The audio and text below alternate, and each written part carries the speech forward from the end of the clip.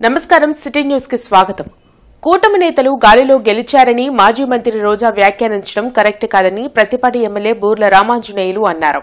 ప్రతిపాటి నియోజకవర్గ ఎమ్మెల్యే కార్యాలయంలో 72 మంది లబ్ధిదారులకు 1,43,00,000 సీఎంఆర్ఎఫ్ చెక్కులను ఎమ్మెల్యే బూర్ల రామాంజనేయులు పంపిణీ చేశారు. ఈ సందర్భంగా ఆయన మీడియాతో మాట్లాడుతూ ప్రతిపాటి నియోజకవర్గంలో ఇప్పటి వరకు 300 మంది బాధిత లబ్ధిదారులకు సుమారు 4 కోట్ల రూపాయల సీఎం రిలీఫ్ ఫండ్ చెక్కులను అందించామని చెప్పారు. పేద ప్రజలను ఆదుకునేందుకు కూటమి ప్రభుత్వం ముందుంటుందని అన్నారు.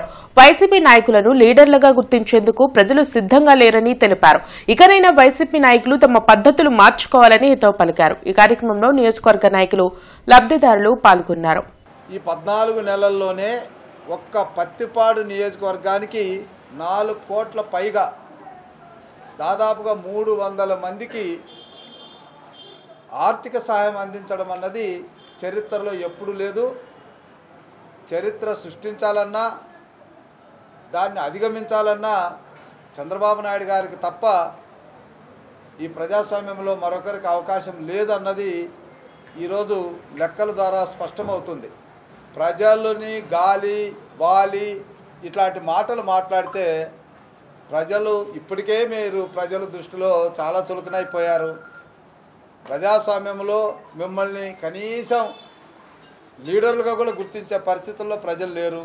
మళ్ళీ ఇలాంటి అవాకు చవాకులు చేసి ప్రజల దృష్టిలో చులకన కావద్దని అలాంటి నాయకుల్ని మేము కోరుతున్నాం. మార్కెట్ సెంటర్ శంకరవిలాస్ ప్రాంతాల్లో ట్రాఫిక్ ఇబ్బందులు లేకుండా అన్ని చర్యలు తీసుకుంటున్నట్లు ఎస్పీ సతీష్ కుమార్ తెలిపారు. శంకరవిలాస్ ఆర్ఓబీ నిర్మాణ పనులు జరుగుతున్న నేపథ్యంలో ట్రాఫిక్ డైవర్షన్ ను ఎస్పీ సతీష్ కుమార్ 2-వీలర్ పై తిరుగుతూ పరిశీలించారు. పీక్ టైంలో ట్రాఫిక్ సిబ్బందిని ఎక్కువగా ప్రధాన కూడళ్ల వద్ద ఉంచి జామ్ కాకుండా చూడాలని అధికారులను ఆదేశించారు. వర్షాలకు 3 వంతెనలు కంకరగుంట ఆర్యూబీ వద్ద నీటి నిల్వలు లేకుండా చర్యలు తీసుకోవాలని మున్సిపల్ కమిషనర్ ను కోరినట్లు ఎస్పీ చెప్పారు. ట్రాఫిక్ డైవర్షన్ పై పోస్టర్లను ఏర్పాటు చేయడంతో పాటు ప్రజలకు అవగాహన కల్పించేందుకు పలు కార్యక్రమాలను చేపడుతున్నట్లు సతీష్ కుమార్ వివరించారు. ట్రాఫిక్ పరంగా కూడా ఎక్కువ మనీని వేస్తాము. ఇంకా ఒక 20 మెంబర్స్ ఎక్స్ట్రా ఇస్తున్నాము. సో పీక్ టైంలో కొంచెం స్లో అవ్వకుండా చూసుకోవాల్సి ఉంటుంది. ఇక్కడ ఒకవేళ కన్స్ట్రక్షన్ స్టార్ట్ అయిన వెంటనే అక్కడ లార్జ్ సెంటర్ అనేది ఫస్ట్గా లాస్ట్ కట్టంలో పెట్టుకుంటున్నాము. తర్వాత అరండల్పేట్ పోలీస్ స్టేషన్, తర్వాత మనం శ్రీనగర్ వైపు కానీ మనకి గొప్పనాడు వైపు కానీ ఇటువైపు కంకరకొండ ఫ్లైఓవర్ కానీ మనం డైవర్ట్ చేయడం అనేది జరుగుతాయి.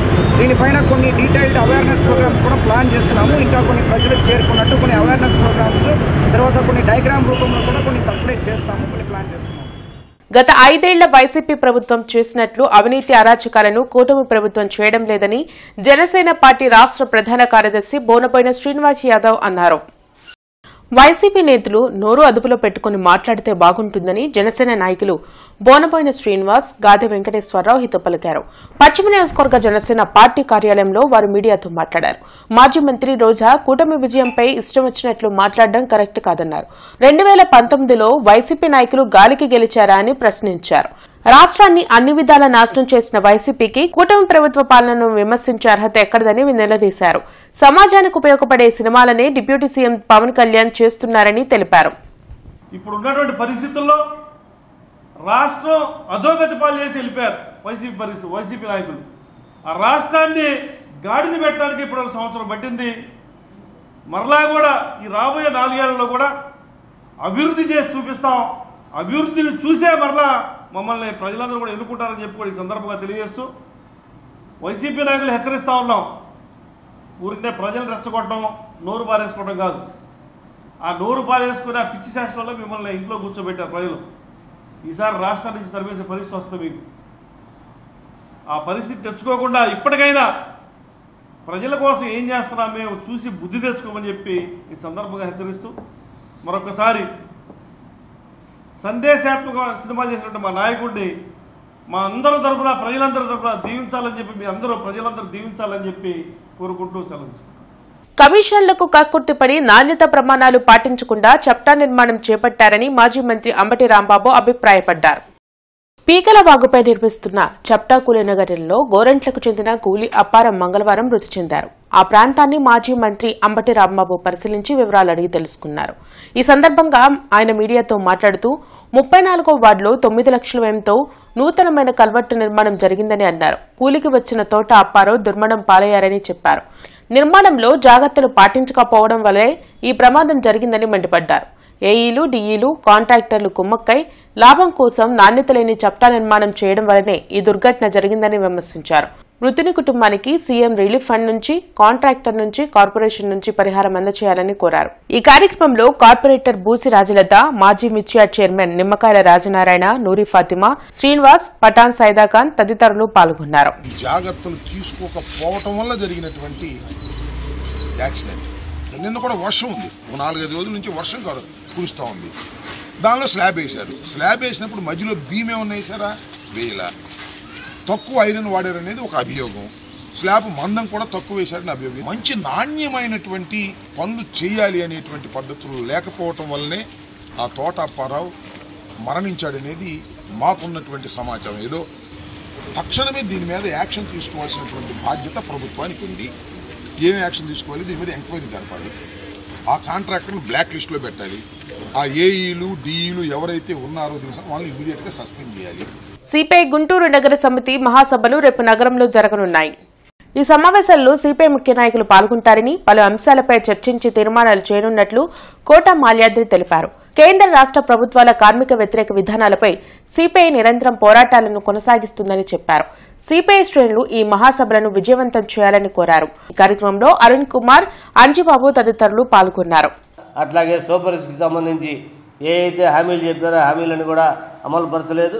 వీటన్నిటి మీద మరి తీర్మానాలు చేసుకొని రాబోయే నగర మహాసభలో నూతన నాయకత్వాన్ని కూడా ఎన్నుకొని ఈ అన్ని సమస్యలే కాకుండా మరి కార్మికులకు సంబంధించి, కర్షకులకు సంబంధించి మరి ఏదైతే సమస్యలు ఉన్నాయో వాటన్నిటి మీద ఈ నగర సమగ్రాభివృద్ధి కోసం రాబోయే మహాసభలు, రేపు జరగబోయే ఈ మహాసభలో తీర్మానాలు చేసుకొని ముందుకెళ్తామని. పవన్ కళ్యాణ్ నటించిన హరిహర వీరమల్లు సినిమా చరిత్ర సృష్టించిందని జిల్లా జనసేన అధికార ప్రతినిధి ఆళ్లహరి అన్నారు.